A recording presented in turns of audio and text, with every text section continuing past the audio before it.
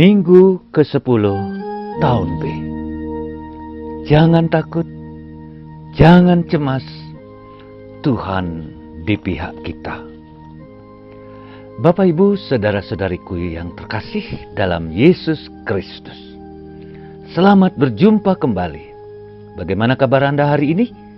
Senang dan bahagia kita boleh berjumpa kembali dalam permenungan mingguan Misi SPD Indonesia bersama saya, Pater Agus. Anda sehat-sehat bukan? Puji Tuhan.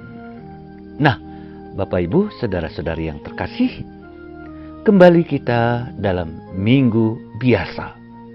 Dan hari ini adalah minggu yang ke-10. Dalam pengalaman sejarah, sejak awal sampai hari ini, hidup kekristenan kita sebagai orang Kristiani selalu saja ada gangguan, cobaan, tekanan, tantangan, bahkan dimusuhi. Tidak perlu cemas.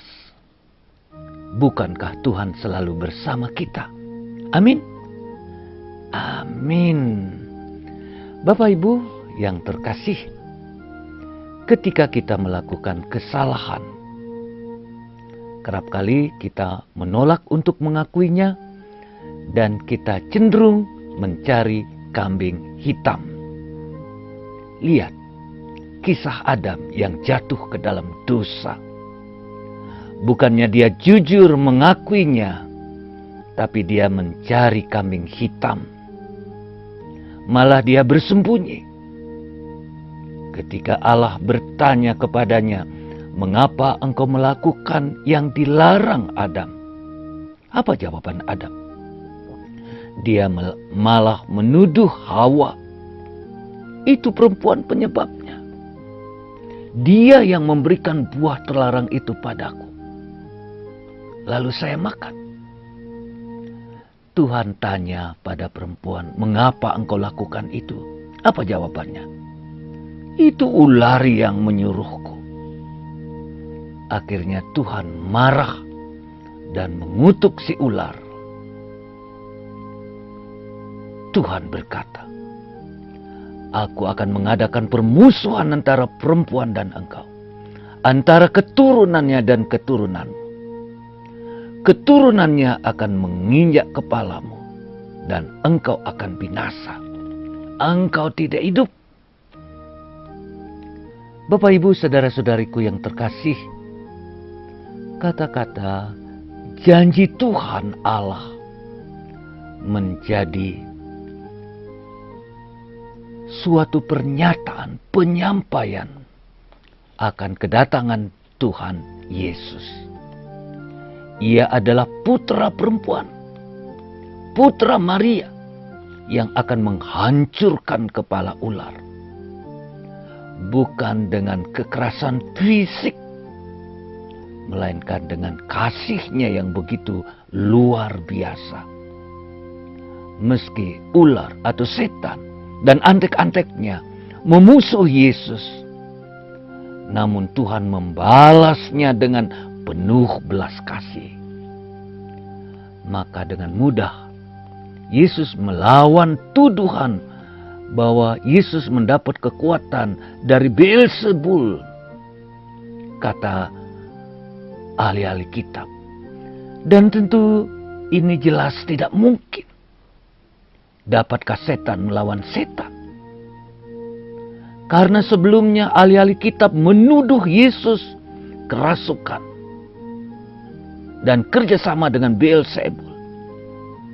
Yesus katakan, jika sebuah kerajaan terpecah, dia tidak akan kokoh, dia tidak akan kuat, dan dia tidak akan bisa mengalahkan. Demikianlah juga Bapak Ibu saudara-saudariku. Jika sebuah keluarga terpecah-pecah, keluarga ini tidak akan bertahan kesudahannya. Dia akan hancur dan tidak kuat lagi. Nah, Yesus memakai kesempatan ini untuk mengatakan kepada mereka kemenangannya atas roh-roh jahat Tak mungkin roh jahat dapat mengalahkan Yesus. Amin. Amin. Tidak seorang pun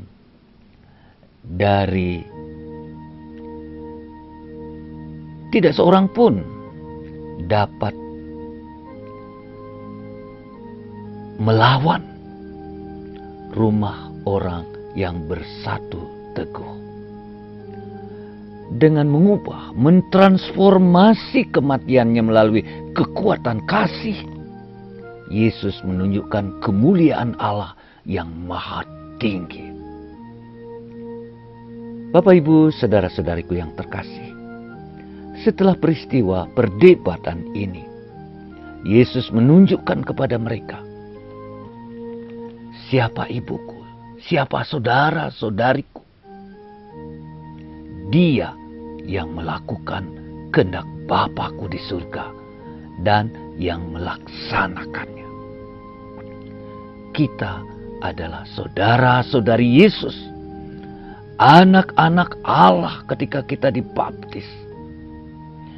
Dan tentu ini semua bila kita menjalankan kehendak Bapa, mendengarkan dan menjalankan firman Tuhan. Kata-kata Yesus ini menggembirakan hati kita, karena telah menyadarkan kita kembali betapa relasi kedekatan kita dengan Yesus memberikan kita kekuatan yang luar biasa. Meski ditekan, meski dimusuhi, bahkan dibunuh, Yesus tetap kuat dan Dia menang. Nah, Bapak Ibu, saudara-saudariku yang terkasih, Paulus juga mengalami hal yang sama. Dan dia katakan, jangan menyerah, jangan takut. Yesus bersama kita. Betapa besar cobaan-cobaan, penghinaan, penolakan, bahkan ancaman pembunuhan dan penjara. Namun dia tidak pernah takut. Dia percaya akan kuasa Tuhan. Dia katakan, bukan lagi aku yang hidup, melainkan Kristus yang hidup di dalam diriku.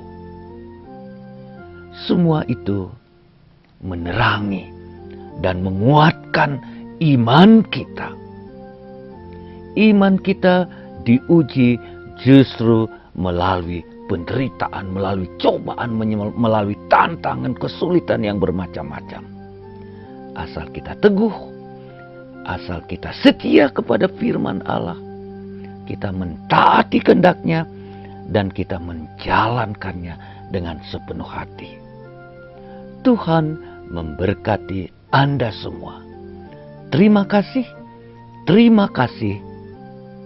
Tuhan memberkati kita semua. Amin. Amin.